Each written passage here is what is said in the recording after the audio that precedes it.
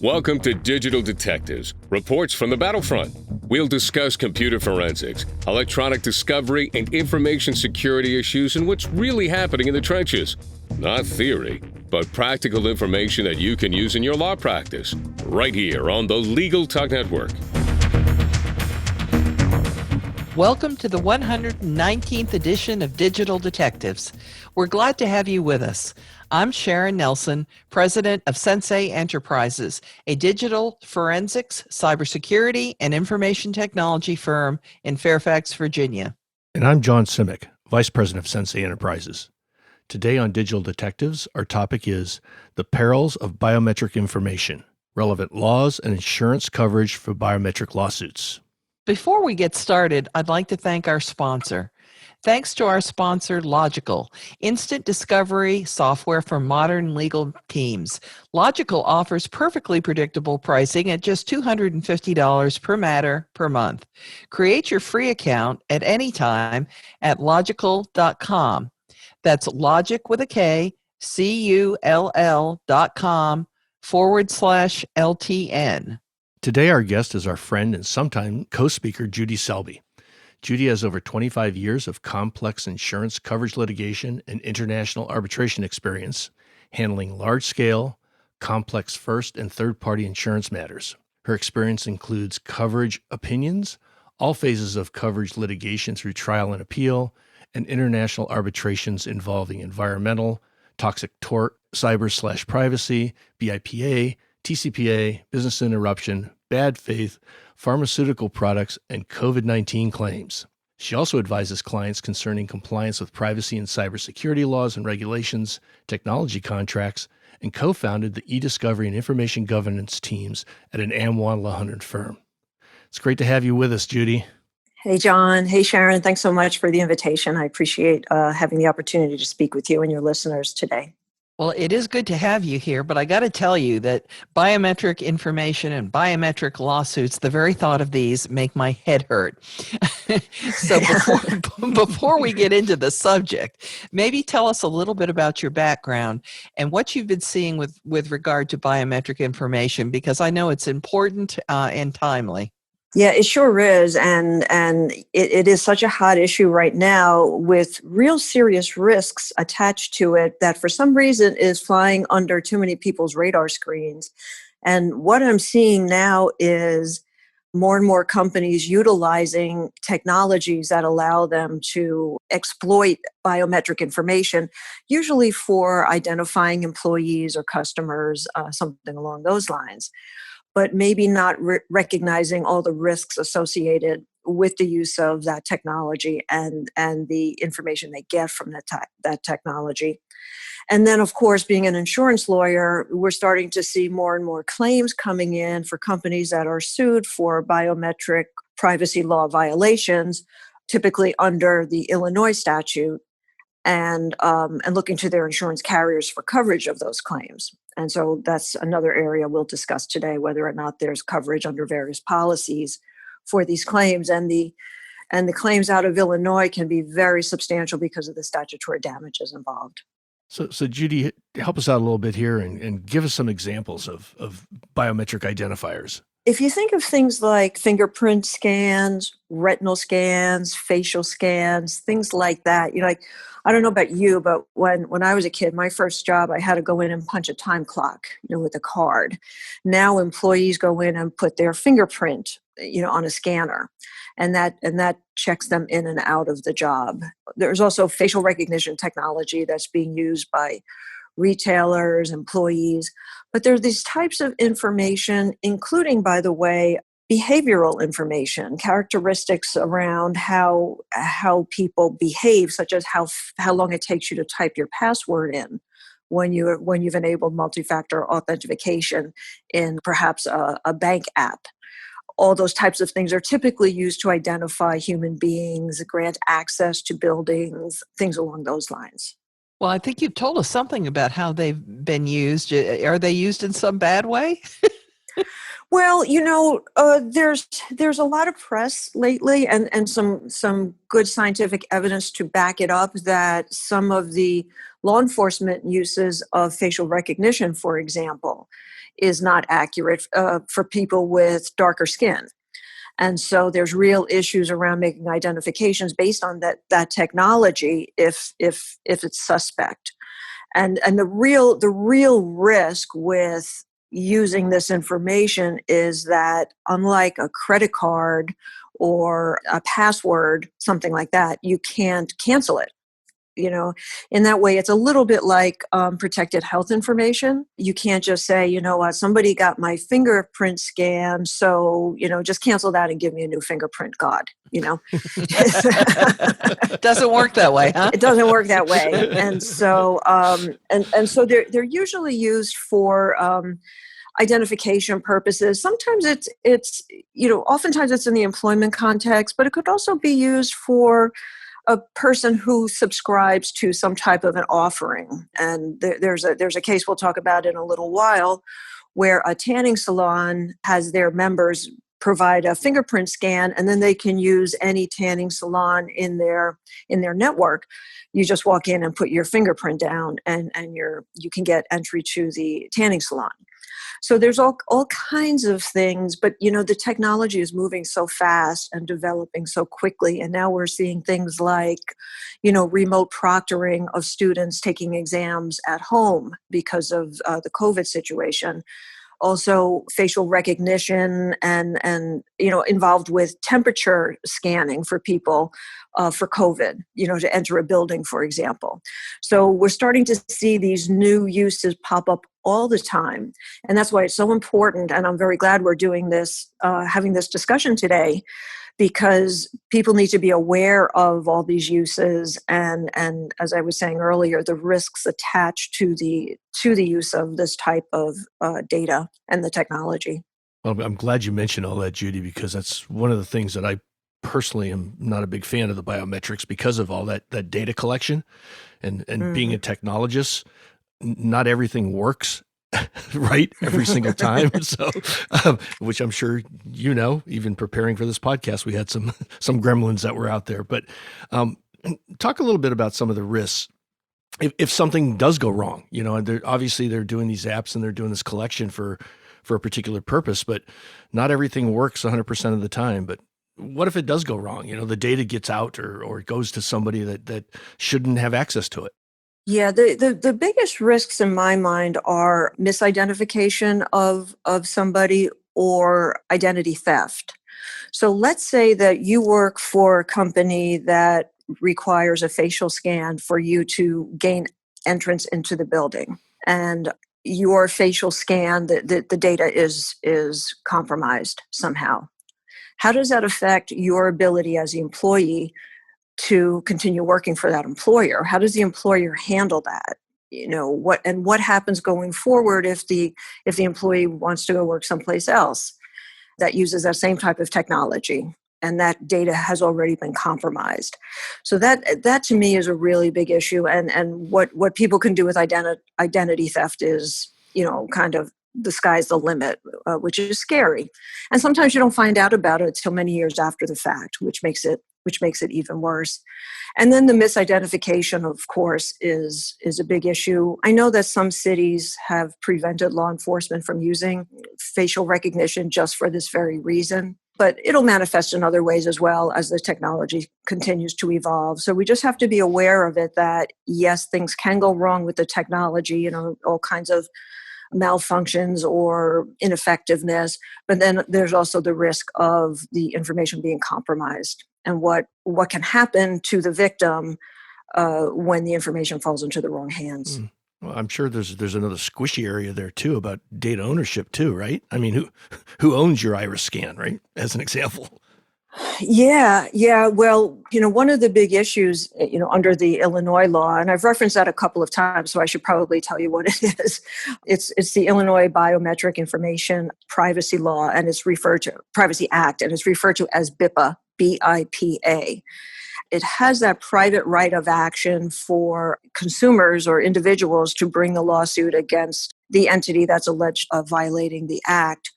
But the requirements of BIPA are all around getting the consent of the person and providing the adequate disclosures about what information you're taking, why you're taking it, and the retention period, how long you're keeping it for. And so providing those types of disclosures in advance, at least under the act in Illinois, is really, really key. And where we see companies getting into trouble, at least allegedly, is not providing those disclosures, not getting those consents.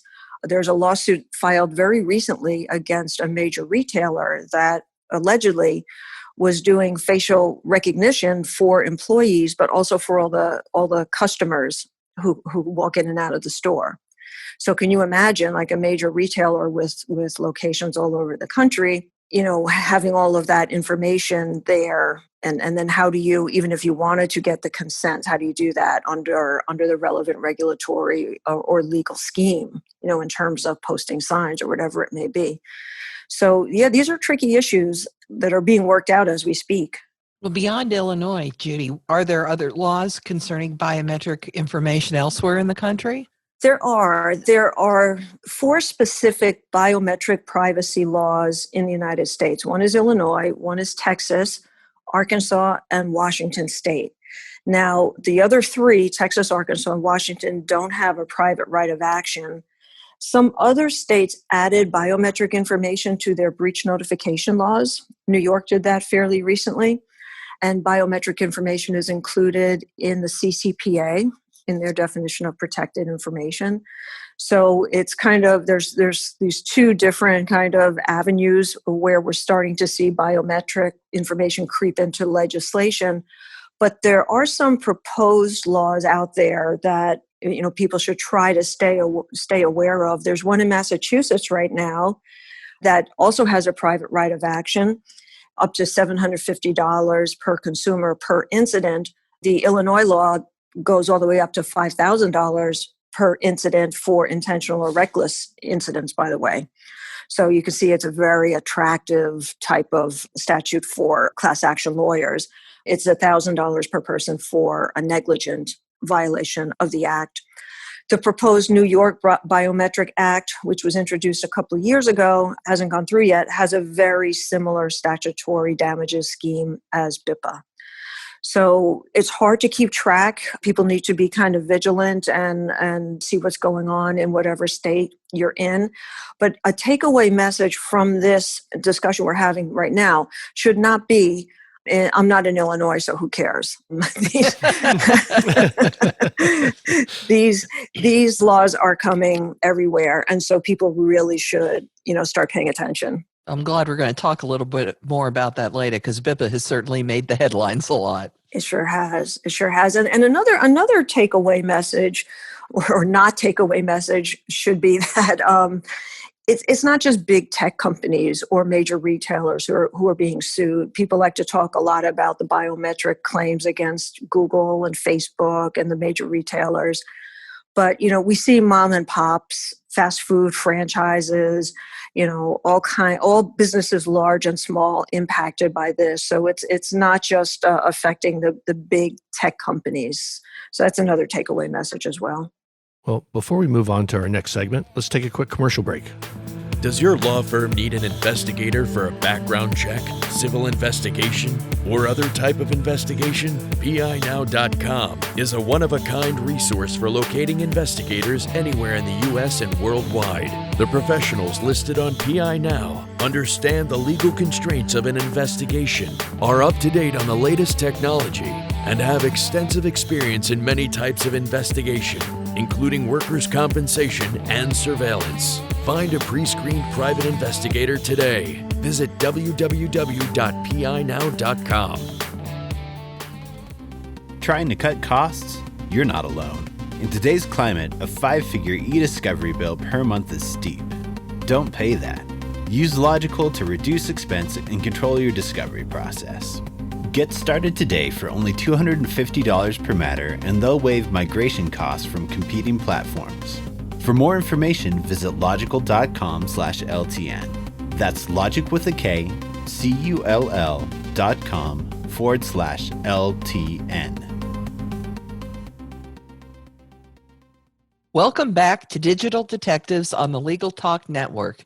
Today, our topic is Perils of Biometric Information, Relevant Laws, and Insurance Coverage for Biometric Lawsuits. Our guest is our friend and sometime co-speaker, Judy Selby.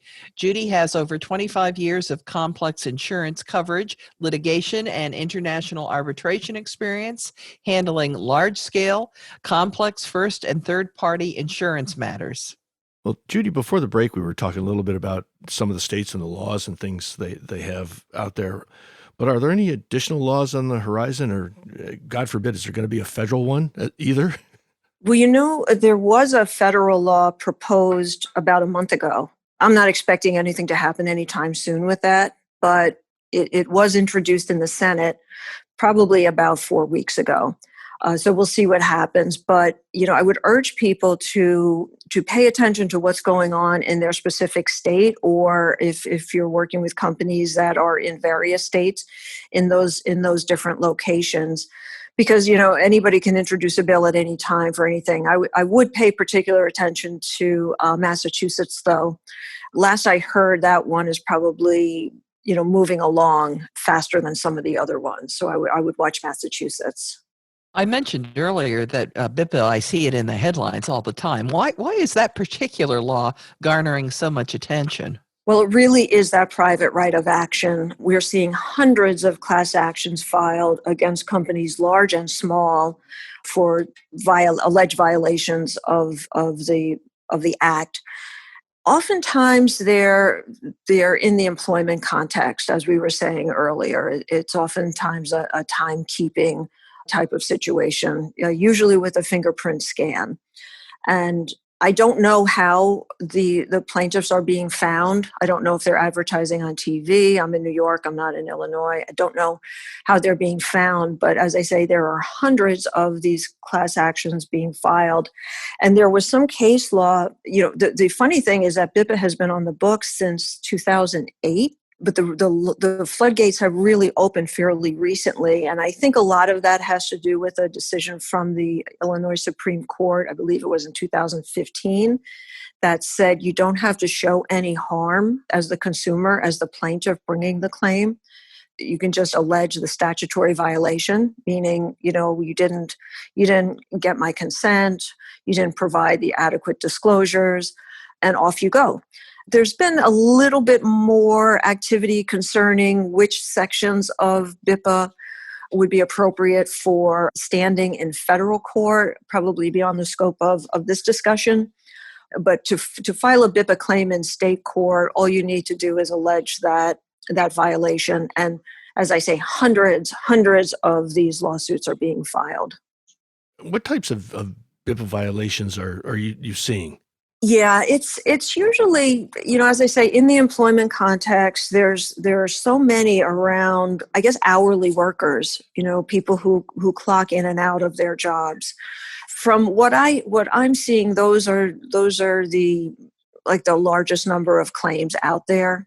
And, there are different issues are going to arise, when you're dealing with employees and when you're dealing with the general public, but it comes down to those same basic factors of, you collected the biometric information, you didn't get my consent, and you didn't provide the appropriate disclosures.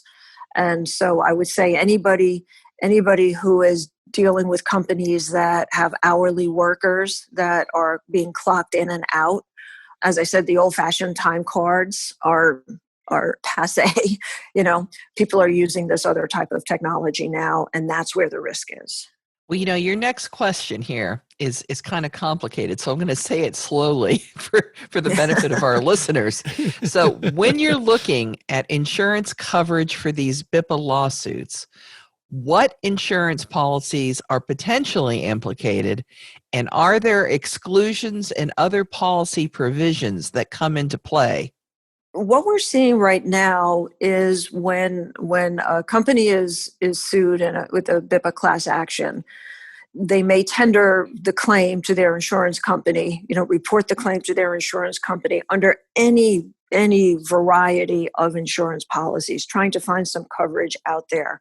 So it can be your general liability policy.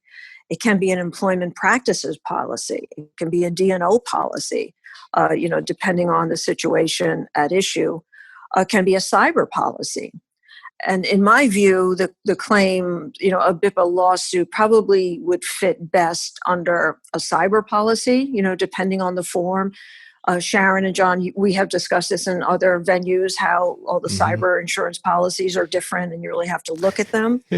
But when you tender a claim under a general liability form, like a CGL form, they're frequently called, there's two types of coverage there. There's coverage A, and that's bodily injury and property damage type claims.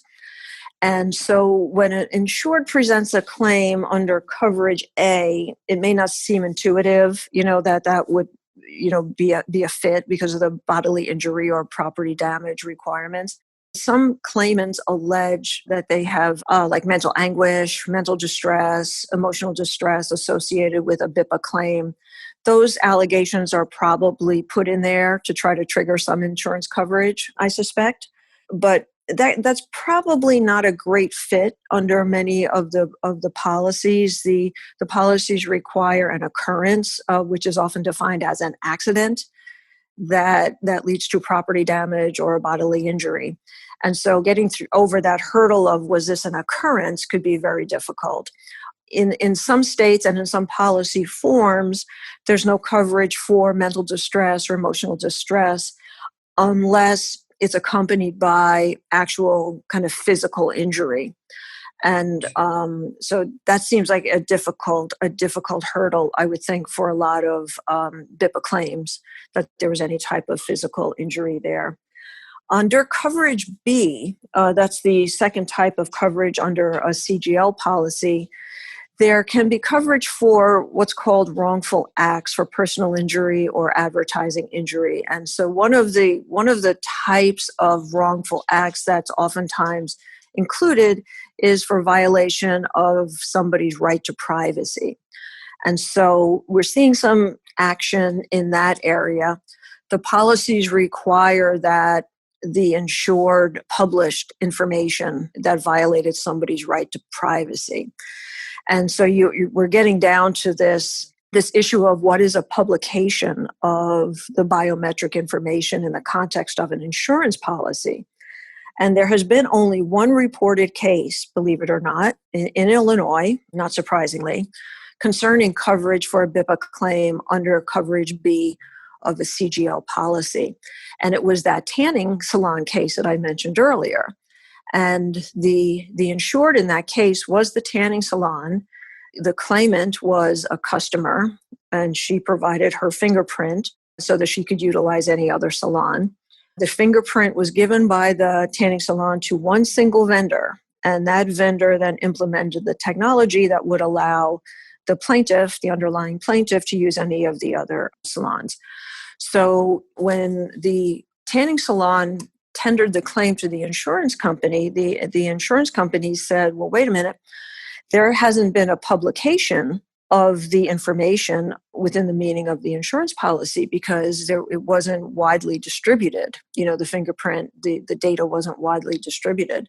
And the court said, well, insurance company, if you wanted that to be the meaning of publication, you should have said so in the policy, and we're going to say that you have a duty to defend this case. So it's a little bit of a controversial decision because there's some earlier Illinois precedent that talks about a more widespread distribution to satisfy that publication requirement. I expect that to be a pretty hot issue in insurance coverage circles going forward. Under a lot of policies, CGL policies, there are also exclusions for violations of different types of laws, different laws that are around obtaining and sharing confidential information, exclusions for violations of laws, exclusions for things arising out of the employment context. And so if you look at an employment practices insurance policy, they often have a similar violation of laws exclusion. And so there's probably going to be a knowledge component there. So whether the insured knew they were violating the law, may be a relevant issue in these cases.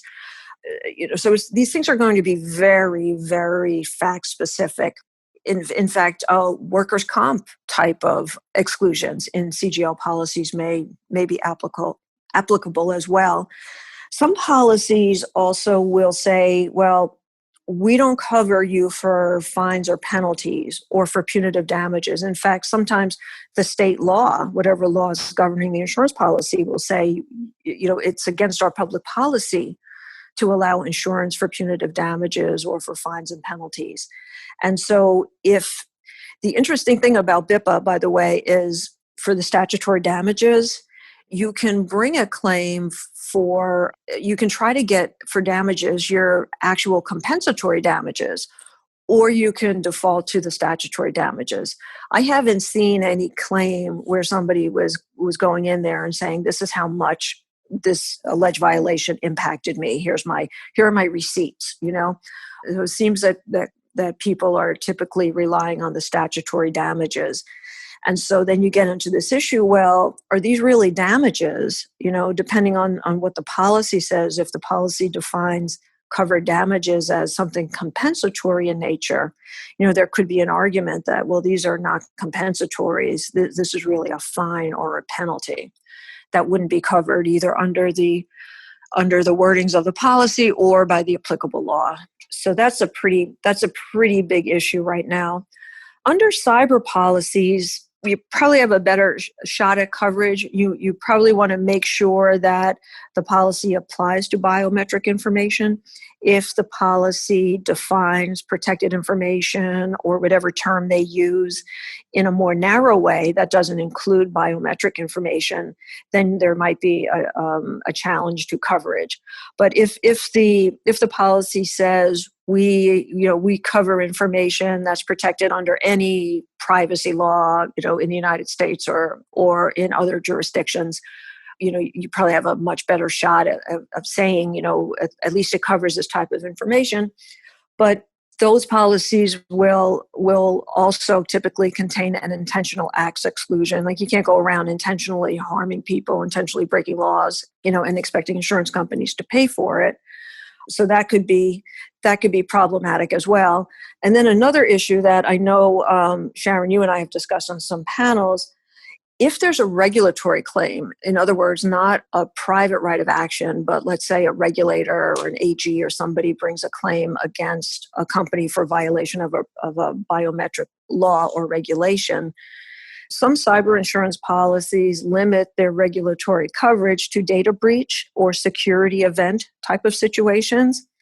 And so that may not apply to, the typical type of claim we're seeing now where the issue is, well, you didn't get consent or you didn't provide the right disclosures, but nothing happened. There was no data breach where the information was stolen, for example. So I know that's a mouthful, but those are the big issues that come to mind when you're looking at, is there going to be coverage for these types of claims under all types of policies, including cyber? Well, it's a very dense topic, and I regret that we are out of time today. But I know that a lot of people will learn a lot from this particular podcast. It really is very difficult to understand, and I've heard a lot about BIPA. It's been all over the place. Now we're talking about it. Today was also TikTok Day, of course, so we've all been reading about TikTok. So maybe what we need to do to lighten up BIPA is to do a BIPA boogie woogie on TikTok. So let's combine the events of my day. I don't want to see that. Judy's going to do all the dancing. Trust me. Okay. Well, the main thing I wanted to get across today was, these laws are out there and there are more coming. Don't assume they don't apply to you. Don't make assumptions around your insurance coverage. Do your homework and try not to be caught flat-footed. Well, I think everybody came away with that, and I know how valuable your time is, Judy. So I really want to thank you for lending your expertise on this very. It can be a dense subject. I know it makes my head hurt, and I'm sure I'm not alone. So thank you very much for being our friend and for being our guest. My pleasure. Thanks, guys. Well, that does it for this edition of Digital Detectives. And remember, you can subscribe to all the editions of this podcast at LegalTalkNetwork.com or on Apple Podcasts. And if you enjoyed our podcast, please rate us on Apple Podcasts. And you can find out more about Sensei's digital forensics, technology, and cybersecurity services at senseient.com. We'll see you next time on Digital Detectives. Thanks for listening to Digital Detectives on the Legal Talk Network. Check out some of our other podcasts on LegalTalkNetwork.com and in iTunes.